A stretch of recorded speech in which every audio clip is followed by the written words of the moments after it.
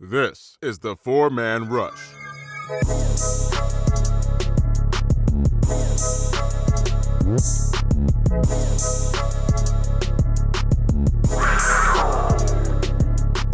Oh, what a rush. Welcome to the Four-Man Rush, episode 9 of the 2019 season for the Carolina Panthers. I'm Kevin. As always, I got Will and Larry rolling with me. Straight to the point. We're just going to discuss what's been going on with the last 7 days since we all got together, discussing wild rumors about the Panthers, the NFL, for the teams to do their rookie mini camp. South Carolina coming to an agreement about the tax break for the Panthers, and just kind of see what else is going on in Panthers land. So hop right to it. With the 2019 season, with the draft that was just concluded here, the Panthers were able to finally get their rookies together along with some tryout players for the annual rookie mini camp. It was this past Friday and Saturday. With the rookie mini camp, you had all 7 of the Panthers draft picks, also had the 4 undrafted free agents that we signed. Also, there was about 12 tryout players, the players that we signed from the AAF, and a few other returning players that didn't get much playing time last season, such as quarterback Kyle Allen. So they all got together. What Rivera was trying to do was, this time he experimented by making a more classroom session, learning the X's and O's and what we're trying to do versus just getting out there and running around. But, one of the things I like about rookie minicamp is it gives us fans our first taste of some of the new toys that we got for Christmas, aka the NFL draft. But please, that was something that I definitely enjoyed getting up-to-minute Twitter updates about, see what was going on, how guys were looking. Everybody, of course, was excited about, our new pass rushers, particularly Brian Burns from Florida State and Christian Miller from Alabama. So from your take, start off with you, Larry. With rookie minicamp, what are some of the things that, coming from a fan's perspective, you was able to take in to kind of pique your interest a little bit? Well, I'll start with step one. It was Mr. Greg Little. I love the hog mollies. I love the study of the trenches. And before he was drafted, I was a little bit against the pick because I saw a lot of flaws in his game. But what really impressed me is from day one minicamp, John Matsko was addressing those flaws. One of the biggest ones that I noticed is that, in our system, we pull everybody from tackle, guard, center, guard, tackle. Everybody pulls. All of our linemen have to be athletic enough to get out in space and make things happen. And what you saw, in his tape, especially the breakdown that you did, when he does pull, he's either lost or he doesn't get to the man that he's supposed to block. And the first thing that I noticed just in my head is that comes down to technique. He didn't seem very comfortable pulling. So when you look at the first piece of footage in minicamp, John Matsko is addressing that. He's teaching him the proper arm rip. He's teaching him to have that first step lateral to the line of scrimmage. Just those day one little things meant a lot to me. I would love to just pick John Matsko's brain one day just to talk to him because it seems like he saw exactly what I saw. So as long as I see them addressing those little flaws, man, I feel like the sky's the limit. Showing that guy can do it right from day one, the little things, that meant a lot to me. So that's what stood out. Also, Brian Burns, Christian Miller, was good to see them. There was an interview that Brian Burns did on WFNZ. I'll probably let Will cover that. But he just basically was explaining how, moving from a 3-point stance to more of a 2-point stance, it helps him get a bigger picture. It helps him decide, what his game plan is going to be because he can see everything better. He said it doesn't really affect him athletically, but I know Will will probably cover a little bit of that later. But that was just pretty much it. I was really, really excited to see, John Matsko getting hands-on with Greg Little right away. Yeah, and another thing is, a lot of Panther fans may not forget who's John Matsko's assistant, and that's former Carolina Panthers offensive lineman Travell Wharton. Also coming from, he's alum from University of South Carolina. I definitely like the fact that with him being on the staff, that he also can share game experience and really help these young guys who better home in their technique because, for me, Travell Wharton was one of the most underrated offensive linemen the Panthers ever had. wasn't much said about him because he just quietly went about and did his job. You know, I he agree didn't have, 100%, Kev. 100%, I agree with you. yeah, I mean, he was just someone that, didn't get a lot of holding penalties. He didn't necessarily wire you with a lot of, knockdown plays, but he was just smooth, consistent, and he just was someone that just, was just someone that was just a steady playmaker for us. So I think him bringing that type of experience to help, work on the offensive line will really do wonders for not only Greg Little, but also Dennis Daly. Larry, your favorite draft pick from this draft.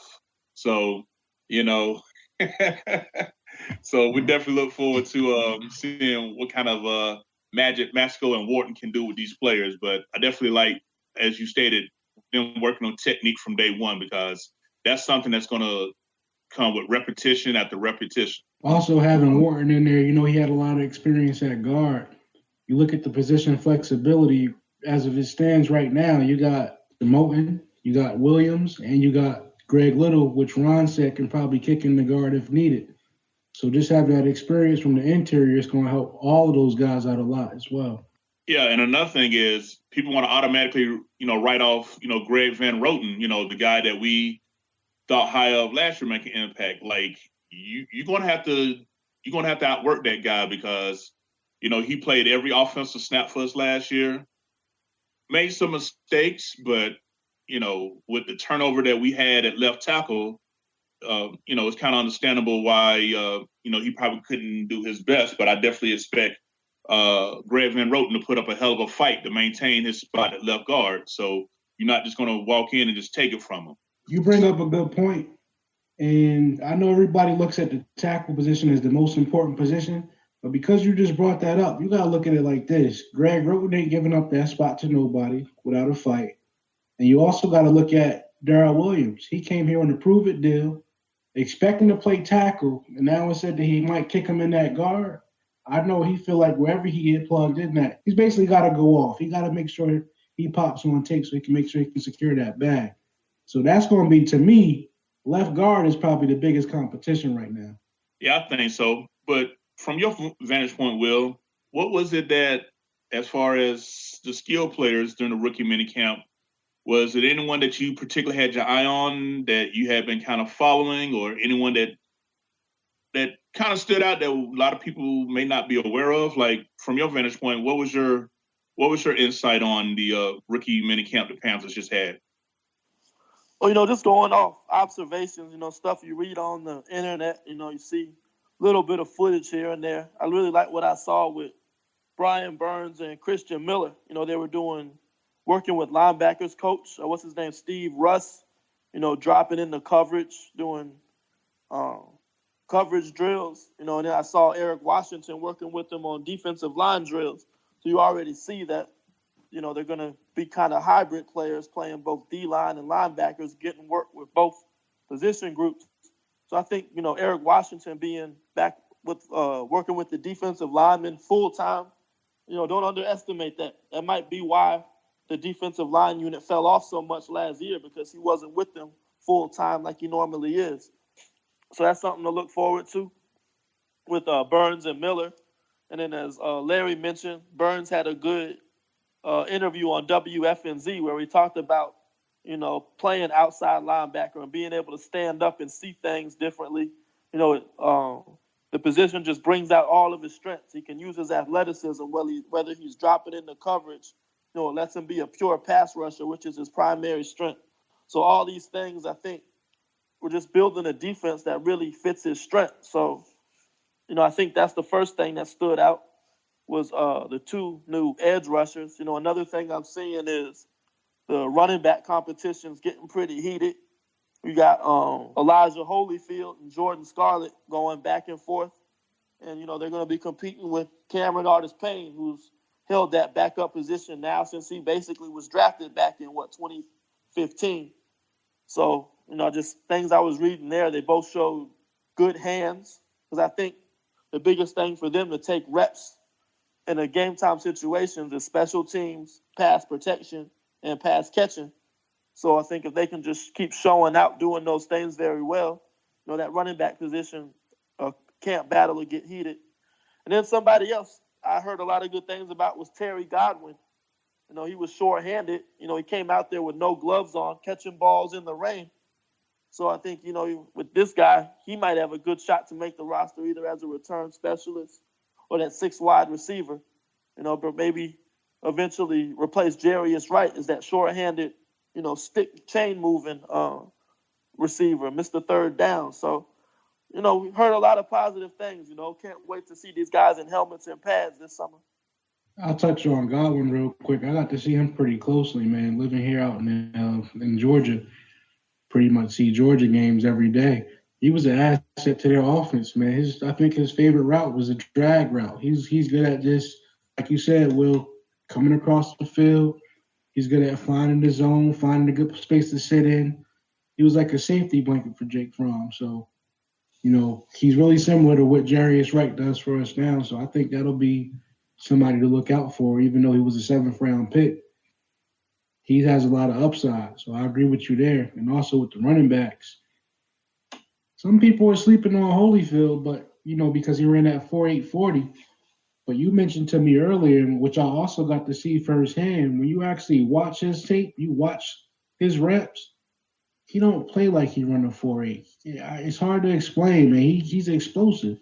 I seen him bounce to the outside and get around the corner. Guys can't do that running a 4.8, whether it's college or NFL. That man played in the SEC.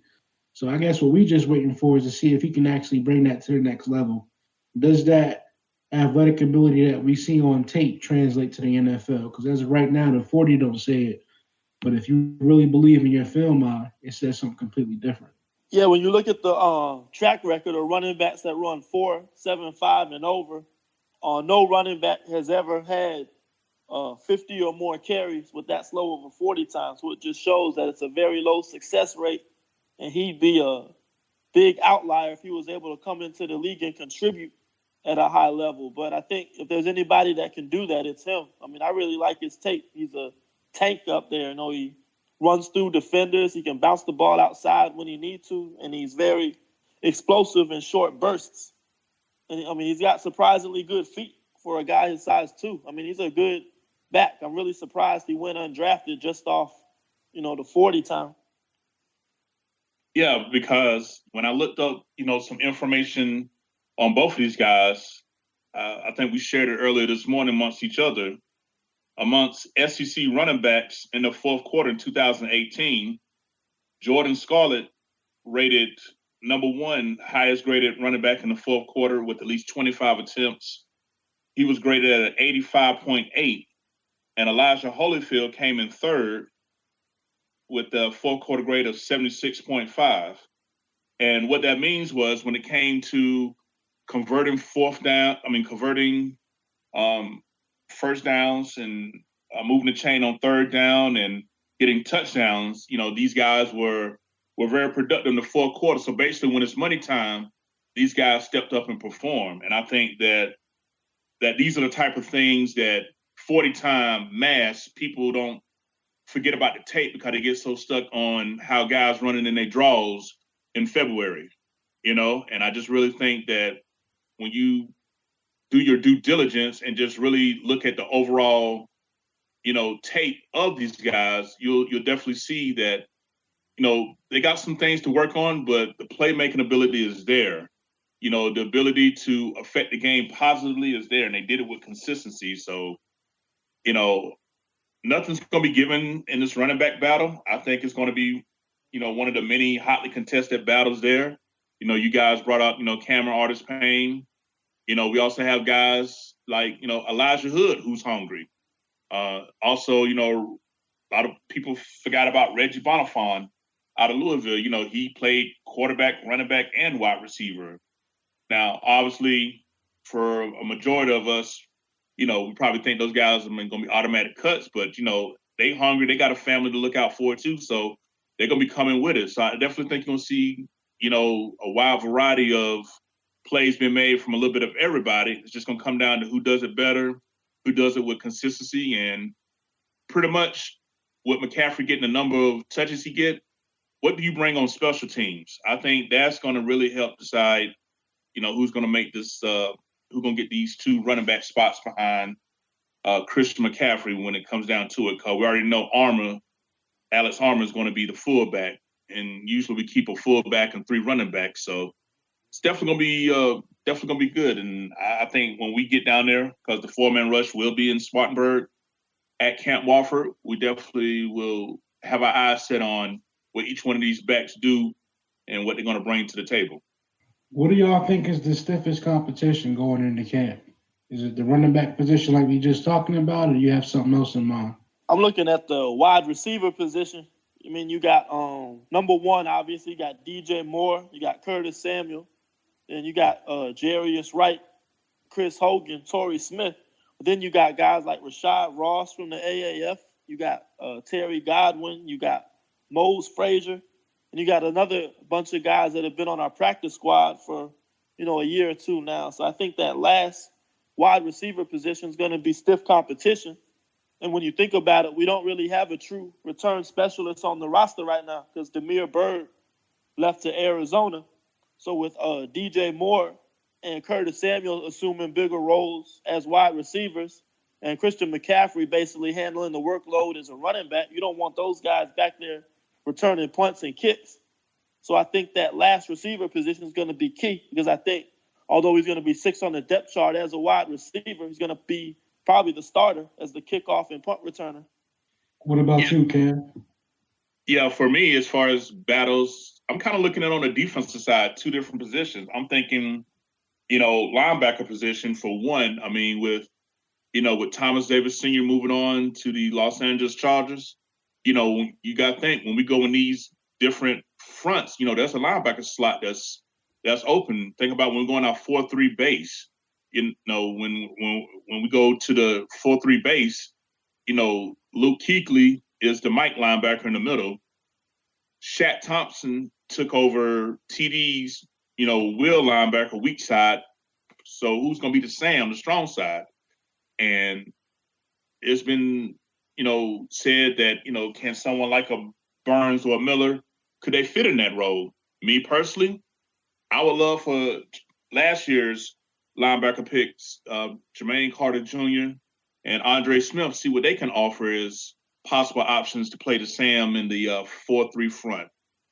Also, when we switch it to a 30 front, again, in that base, we like to think that it'll be Shaq Thompson and Luke Kuechly as the inside linebackers. But, who will be the next man up if that happens? Again, there's some good battles in the linebacker core, I think, that's going to be worth watching. And always, safety as well, the DBs. I mean, everybody's been hoping we would have drafted a safety or would have signed a safety. And right now, Hurney feels like the answer's on the roster. And I definitely feel like that we got to be open-minded and trust that what the coaches have seen on a day-to-day basis that we don't have access to, we got to trust the judgment because, they on the clock. We got to come through. We got to nail this year as far as a winning season, playoffs, and making a strong playoff push. This ain't the time to coddle feelings and go with, traditional, I guess, Ron Rivera tendencies when it comes to putting the vets ahead. I really think the best player is going to play. So I think it's going to be a real interesting battle at linebacker and safety. I mean, outside of, Galden, you got to look at a guy like Quinn Blandon, who's looking for opportunity to make his name. Also, we was talking about special teams contribute. A guy like, what's his name, Farms? He was someone that was making some plays at safety and definitely on special teams as well. So, you got some guys that's trying to, get those last few depth slots that's going to put up a fight. So those would be the positions that I would be interested in is at linebacker and safety for depth. I pretty much agree with both of you guys, but I'm not going to say I think it's a stiff competition, but the position I'm most concerned about defensively is that nickel spot. You got I look at Russ Cockrell. Based on what we've seen, he plays some nickel, but he's mostly his own corner, and he has the measurables to fit better outside. So I guess that's like a Cockrell. Seymour is in that comp. And my favorite guy from a couple drafts ago was still Corn Elder. I know he looked bad, playing on the outside last year, but that's not his natural position. He's comfortable at nickel. Which was saying, Gav? I was saying, has he turned around yet? Has Bradbury turned around yet? That's the issue we got with a lot of our DBs, but hopefully our new coach, Mr. Farrell, can help us out with that. But nickel was really a concern for me. Even if, I see scenarios where, having Bradbury on the outside might give Cockrell some reps on the other piece, on the other outside, and stuffing Dante into that nickel.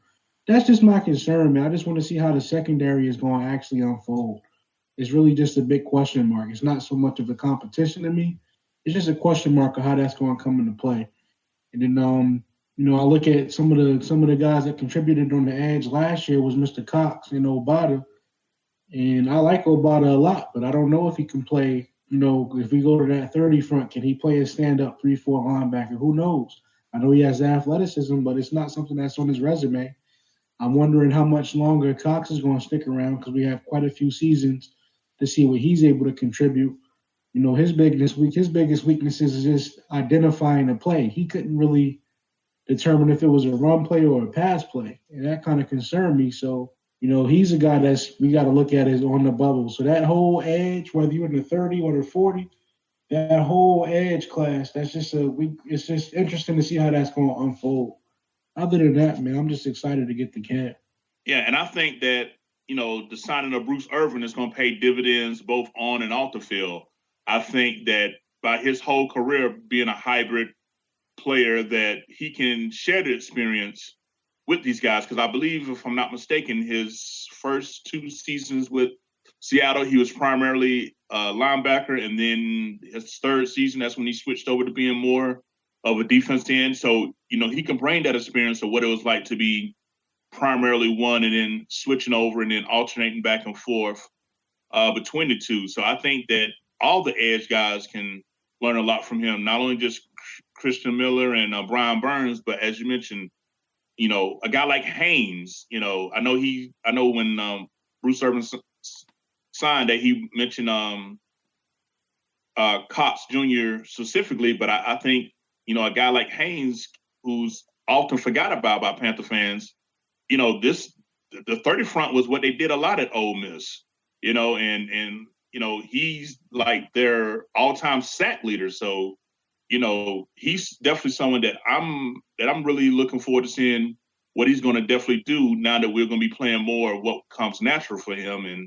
And he's definitely someone that, because he didn't do a lot his rookie year, Panther fans have forgotten about. But, I think I might just go back and look at some of his Ole Miss film and see with the different looks in the 30 front what made him more effective, and see how that can be used. So I'm definitely excited to that Bruce Irvin has got a chance to really affect this position, not only this season but seasons to come.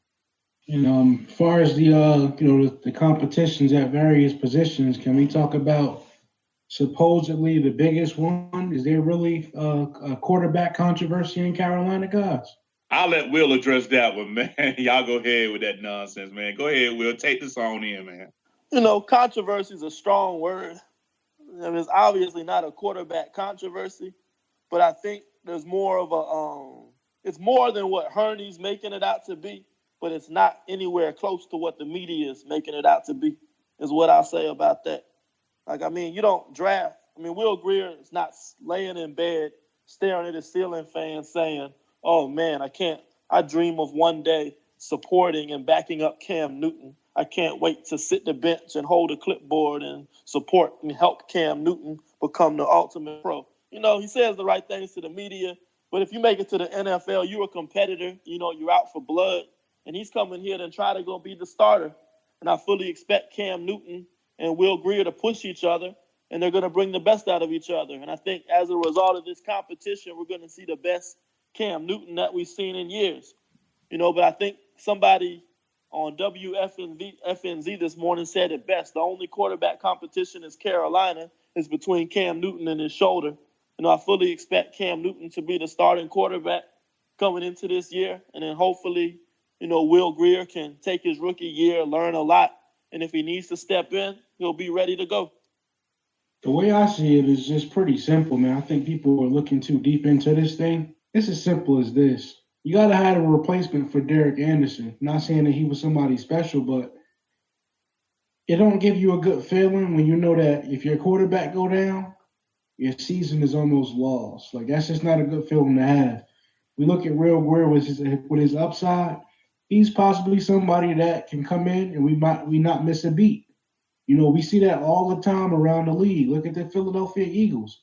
Carson Wentz goes down, they don't miss a beat. They get to a Super Bowl and win. I think that's the way the trend of the league is going. You want to have valuable backups. So it just made sense to go get a guy with a lot of upside. And if you don't end up using him, that's trade bait. Or that's basically trade value. Also, I think that like you said, it's really all up to Cam. If his shoulder holds out, he's going to play 16 games and get us to a Super Bowl. That's what kind of confidence I have based on the growth that I've seen him have over the last couple of seasons. Cerebral wise, I mean, Cam's not losing this job. And another thing is, before I close out on this position, look around the league. Like, look how Cam spoke about having a backup. He was excited to have Will Greer in town. You can tell he's completely supportive. That just tells me we have the ultimate leader in our locker room.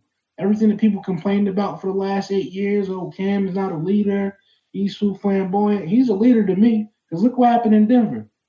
Joe Flacco literally said that he has no intentions on mentoring Mr. Locke. No intentions. He don't care whether the dude fail or succeed. He just there to get his check. He said he wanted to sling it around the field, even though we've never seen him slinging nothing. But that just goes to show you guys, the other guys around the league, they don't support the team. That's not a team statement. Oh, I'm just here to do my job, and my job is not mentoring.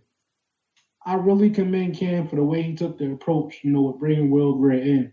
It just tells me that quarterback room is on the up and up altogether. Yeah, but I think we got to differentiate between what Cam being a leader and saying the right things to the media to how he really feel deep inside. When we took Will Greer, Cam went into that Giants game mode, towel over the head, shaking his head. Yes, okay, let's go. Deep down inside, I think that's what Cam's response was. But I think he did a good job of, holding it in. He's going to let his performance speak for itself on the field. He's not going to have to trash Will Greer in the media and, to downgrade him like Roethlisberger did Mason Rudolph last year and Joe Flacco did Drew Lock this year. Hey, that still scream character, Will. I don't care how you look at it. That's a big character move, and it's just I'm glad to see that. That's something that we can value because I know for a fact Joe Flacco is not a high character guy, and with the way he responded to Locke coming in, it kind of explains why Lamar Jackson struggled the way he did last year. That man had no support. So I'm just glad we don't have that issue here in Carolina. I don't think it's no quarterback controversy. Cam is still the face of our franchise. We just got a valuable piece behind him that can fill in if needed. Yeah, and you look at the other situations, like with Flacco, his play was on the decline. So when they drafted Lamar Jackson, he felt threatened. So like with Ben Roethlisberger, he's been kind of stuck. They can't get out of the this year they didn't make the playoffs, I don't believe, but they, can't get past the Patriots every year. So when they drafted a quarterback, yeah, he feels threatened in that way. And I think who was the other veteran? Alex Smith. Kansas City just couldn't win a playoff game with him at quarterback. So when they drafted Mahomes, everybody knew what it was. Our situation's a little bit different because prior to the shoulder falling apart, Cam was having the best statistical season passing of his entire career. So, as Cam gets older, he's actually adding new dimensions to his game and he's continuing to get better. So Cam's just going in a different direction than these other guys that got beat out by these younger quarterbacks.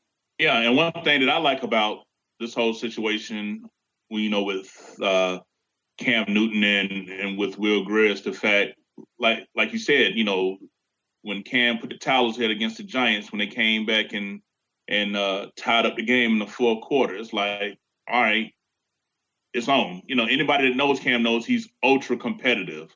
And like you said, he probably did right by saying the right thing. And I think he actually means that.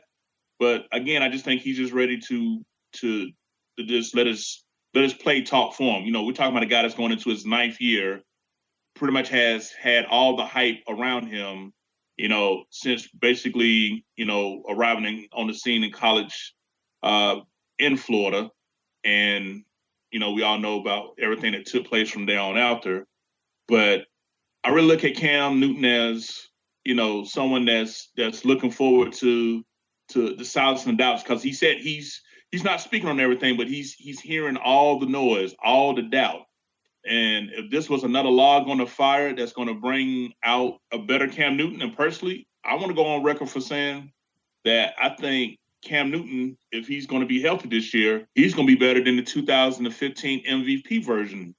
Because when you go back and look at the statistics, Cam won MVP, but he was only a 59% passer. We're talking about a guy that was, 68% last year playing with a hurt shoulder, He flirted in the 70s for a little while too, man. Right. Yeah. So, I think statistically wise, I think Cam is going to definitely be better than what he did when he won the MVP. Now, obviously, other things got to fall into place, but y'all know I was against the move initially with the Real Grill, but now, I like I say, the beast is quietly building up in Cam Newton, and once he get on, we gonna see the real deal, and everybody's just gonna be like, "Damn, who's he? This Cam?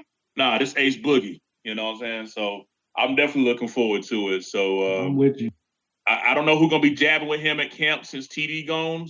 Somebody got to step up. That ain't really Luke's thing, but when I was at the his kickball tournament, charity tournament this past Friday, kicking it with Cam, I was noticing, was he doing any type of restrictive movements with that shoulder? And honestly, he was slinging that kickball with high velocity. He was throwing, the ball I didn't really see anything to make me think, okay, Cam, take it easy. That's your shoulder. He seemed really loose and, was just out there just having fun, laying on the ground. Just doing all kind of antics that you wouldn't tell this was a guy that just had, a second shoulder surgery, tongue-tied there, back in January. So we all know a fun-loving Cam is a dangerous Cam. And if what I saw this past Friday was any indication, we have yet to see the best of Cam Newton, and I'm gonna go stand by that. Well, just to answer your question, who's gonna be drawing that Cam come training camp? I think you should have known who that was already. Who's my favorite player from last year's class? It's Action Jackson. Don't let him get a pick in training camp. I promise you, that's gonna open up the floodgates. They gonna be jabbing at each other. It's gonna bring back memories, like how Josh Norman and Cam used to get into it. Action Jackson is just he's like the Cam version on defense to me as far as the competitive edge. He bring that energy that we've been lacking for years. We got to see a good taste of it last year. But what about all this other controversy we've been hearing about? I heard something on the radio about how we had the worst offseason.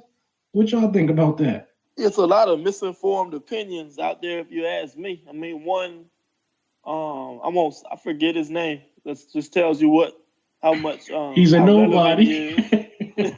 But he talks about that we're relying on too much young talent. And my question is where? Brian Burns and Christian Miller, they're young, but nothing's going to be given to them. I fully expect, when minicamp starts in a couple weeks, it's going to be Mario Addison and Bruce Irvin. Burns and Miller got to earn their reps. Wide receiver, DJ Moore, Curtis Samuel, they got a full year under their belt now. I don't consider them, newbies anymore. We talked about we had to replace Devin Funchess. We played 9-10 games last year with DJ and Curtis running the show. So it just seemed like a misinformed opinions out there to me. Yeah, I agree 100% because you're talking about replacing Devin Funchess. I feel like we replaced him after the Lions game, to be honest with you. Kept it moving from there. I don't have much to say about the misinformed opinions because if you just look around our division, I can tell you a team in our division that had a worse offseason than us. Look at the Atlanta Falcons. They used up the majority of their cap space on interior linemen. They went and got 2 interior linemen, paid them decent money. And what do they do in the draft? They take a guard with their first pick who was actually, projected to be a second-round pick. Not saying he wasn't the best guard in the draft. He was a projected second-round pick. And if you look at the other picks, nobody else took a guard in the first round. He would have been there. Then you get to the end of the first round, they trade up to go get their tackle, who wasn't even the best tackle in the draft. You talk about having a bad offseason, really? Was our offseason that much worse than Atlanta's? Because between Atlanta and the New York Giants, they could duke it out themselves. So completely disagree with that sentiment that we had a bad offseason. I feel like we addressed holes in free agency in a way that we didn't even think was possible. Before free agency, we thought we had no money at all. You look what Herney was able to do. He re-signed Eric Reed, a Pro Bowl caliber player. You went and got yourself Darrell Williams on a prove-it deal. Even if he's not a starter, or if he is a starter, we still have depth at the tackle position that we didn't have last year. There was a ton of other moves that he just made that we were just in awe. Like, yo, how was he able to accomplish this? I thought we had an outstanding offseason, to be honest with you. So I don't know, like you said, that's a misinformed opinion, but the fact that, shady stuff like this is being thrown at us, seem like we got our backs against the wall. And when we the underdogs, I know what time it is. So hopefully we just take that and add it as fuel to the fire. Yeah, before the draft even started, Herney made sure he had veteran leadership at every position, just in case, the rookies don't pick up the playbook fast enough, or just don't come around. I mean, draft picks don't always work out. So, I mean, if we had to go to war today, we can go to war with Bruce Irvin, Mario Addison, and be a competitive football team. So, I don't think there's any position where we're really banking on youth the way he said we are. I mean, free safety with Galden. I mean, it's May. I mean, I imagine they'll let Galden run mini camp, see how well he picks up the playbook, processes things, and if they don't like what they'll see, they'll sign a veteran. And, if they shows enough, they'll ride with him in the training camp. So, it's way too early for that. I think, the roster is always a work in process up until the first game against the Rams. The things that's being said about the Carolina Panthers, for all of our fans out here listening, these are the issues that was bothering us that led to the four-man rush being created.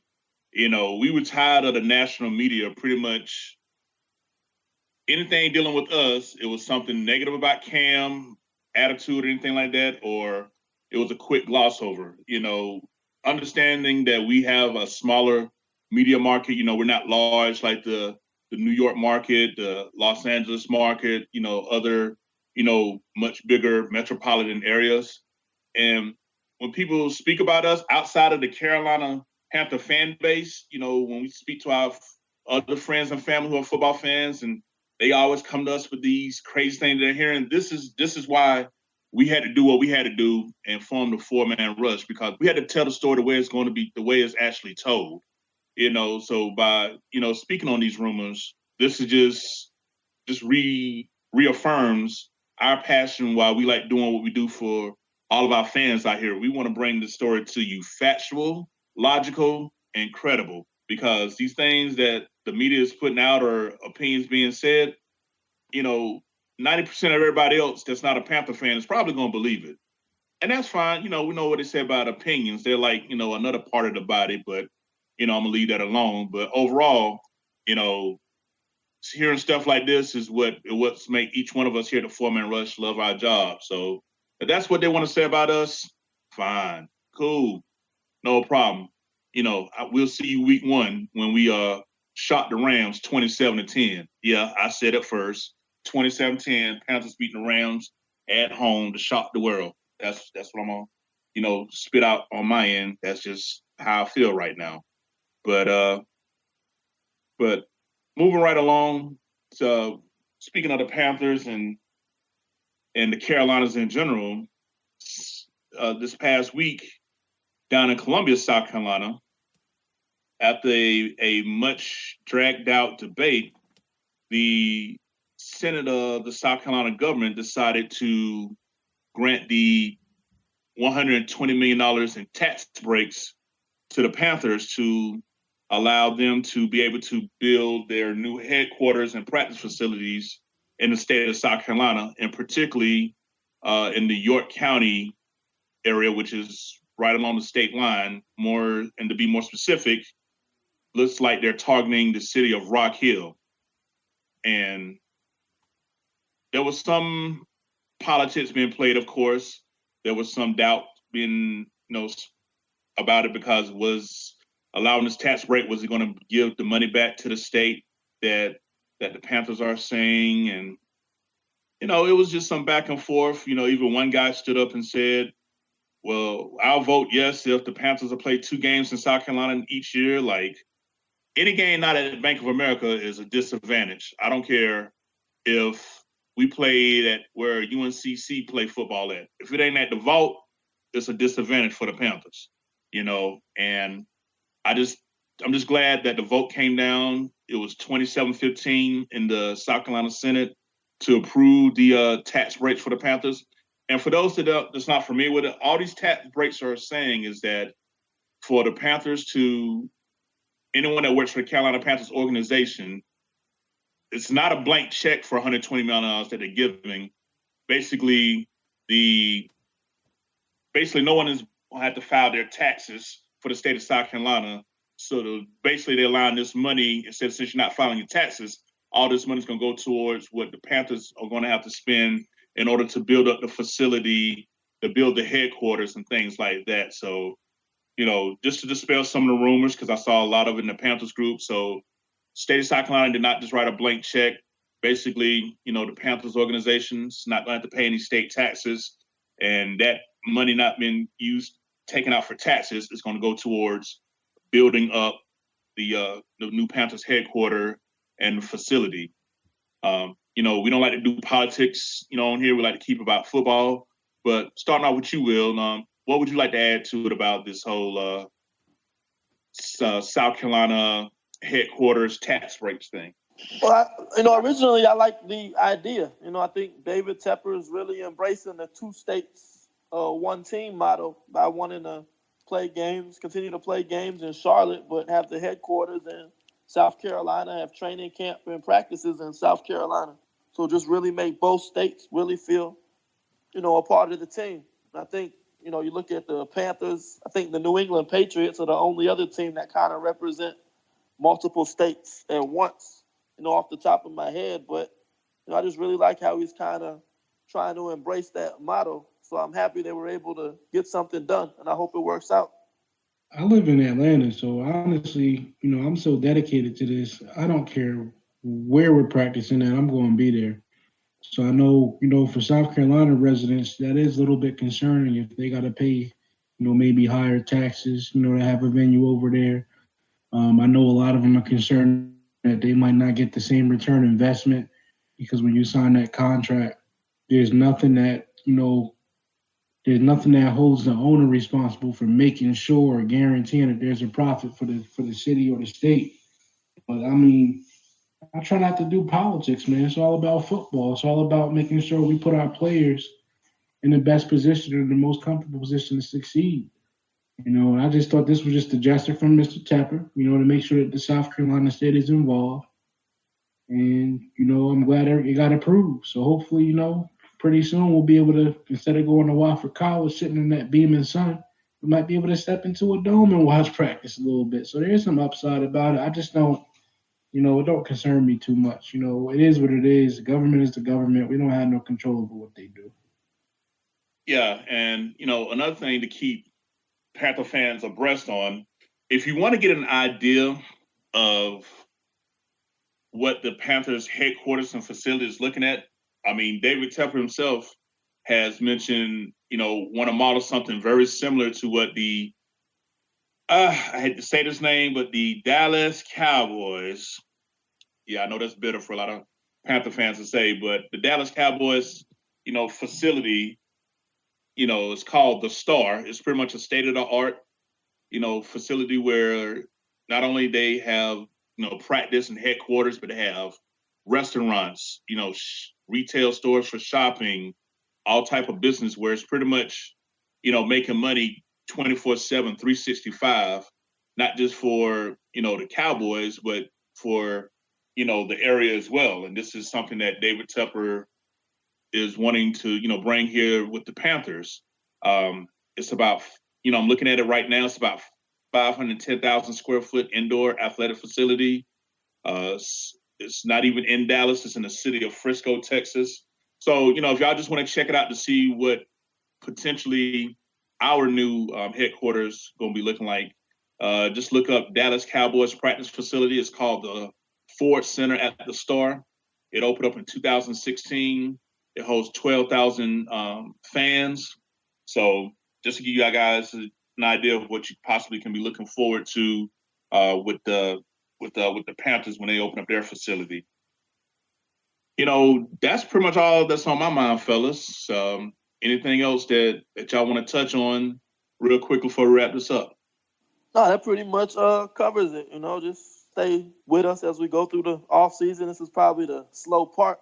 Start to pick up again with mini camp and everything. I think it starts at the end of May. So, just hang up. Football's year round for us. It's a race to OTAs right now. We want to see how the rookies acclimate with the veterans. Honestly, man, my eyes are set on camp, man. I just can't wait to actually get there live in person. 4-man rush will be there, just to give you the best coverage we can. Kev, you want to shout everybody out as far as our platforms. Let people know where we can be accessed besides Facebook. Yeah, as far as the 4-man rush, what we got in the works, Panther fans, is the fact that we're looking to bring this information to you in a variety of ways that you can have not only easy access to, but understand. The 4-man rush, we're taking small but steady steps to forming our own website for you guys to have access to. This website is strictly built for everything in mind that you could possibly want. So our target is to have this website up and running by the time training camp kicks around. So we want you guys to definitely look out for that. Also with the 4-man rush, we're looking forward to being available on iTunes coming up pretty soon as well. That's definitely something that I know a lot of you Panther fans who are big fans of Apple can be able to listen to us on different venues as well. I mean, I'm just really excited for what the 4-man rush is doing and everything we're going through. Also, want to make sure that, everybody's aware that, as was mentioned by Larry, we're on Facebook, Instagram, Twitter. Also, don't forget YouTube as well. Our very own Will was just invited on, what was it? Keep Pounding podcast? Panther Nation podcast. Yeah. He was on there last night and he represented well and, gave them the X and O's because they said they don't even really talk about the X and O's like that, which is something that we specialize in. So we definitely look forward to, just spreading our knowledge and our love to all of Panthers Nation. We may be on different platforms with different people, but at the end of the day, we're all family. So, with that being said, on behalf of myself, Larry, Will, everybody behind the scenes, Tim, Greg, Monty, and Norris, until the next time, keep pounding, and thank you for tuning in to the 4-man rush.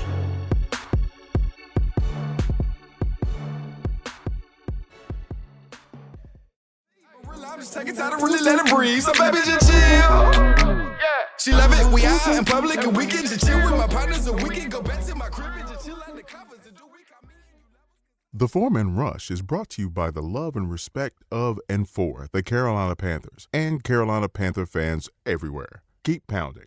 The 4-Man Rush is a non-affiliate of the Carolina Panther organization. All thoughts, assessments, and content of this podcast is directly related to the 4-Man Rush exclusively. Thank you.